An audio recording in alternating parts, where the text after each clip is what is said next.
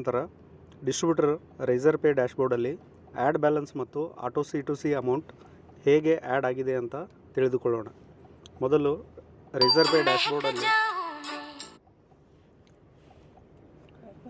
ಡ್ಯಾಶ್ಬೋರ್ಡಲ್ಲಿ distributor user name entry ಮಾಡಬೇಕು.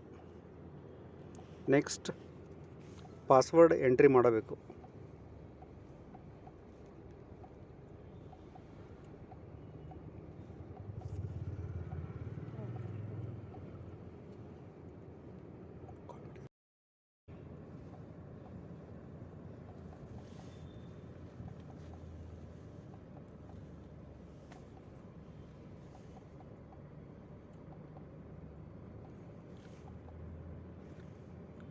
ಈ ರೀತಿ ಡ್ಯಾಶ್ಬೋರ್ಡ್ ಓಪನ್ ಆಗುತ್ತದೆ.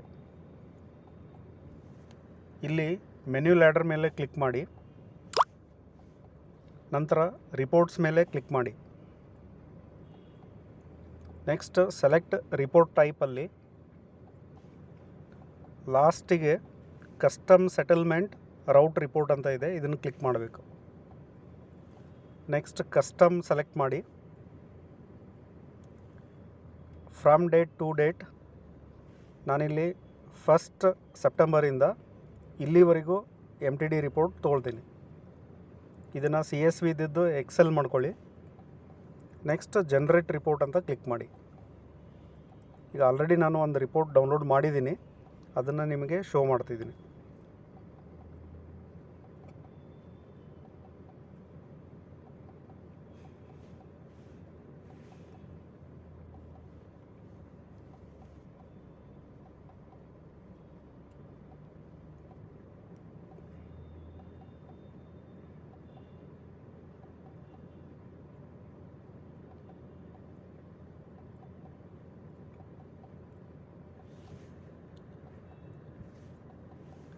ಇಲ್ಲಿ ಟೈಟಲ್ ಕಾಲಮ್ ನಾನು ಕಲರ್ ಮಾಡ್ತೀನಿ.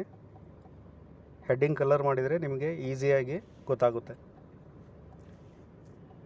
ನೆಕ್ಸ್ಟ್ ಫಿಲ್ಟರ್ ಮಾಡ್ಕೊಳ್ಳಿ.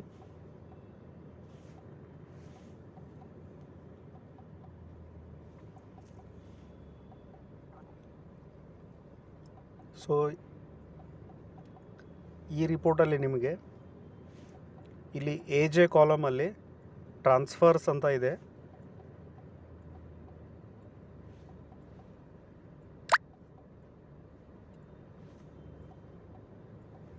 ಇಲ್ಲಿ ಪ್ರೀಪೇಯ್ಡ್ ಅಂತ ಇದೆ.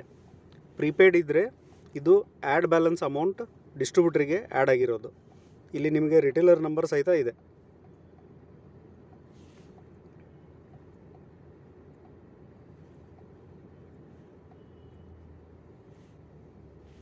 AF ಕಾಲಮಲ್ಲಿ ರಿಟೇಲರ್ ನಂಬರ್ ಇದೆ. ಯಾವ ರಿಟೇಲರ್ ನಂಬರಿಂದ ಆ್ಯಡ್ ಬ್ಯಾಲೆನ್ಸ್ ಆಗಿದೆ ಅಂತ ಇಲ್ಲಿ ಗೊತ್ತಾಗುತ್ತದೆ.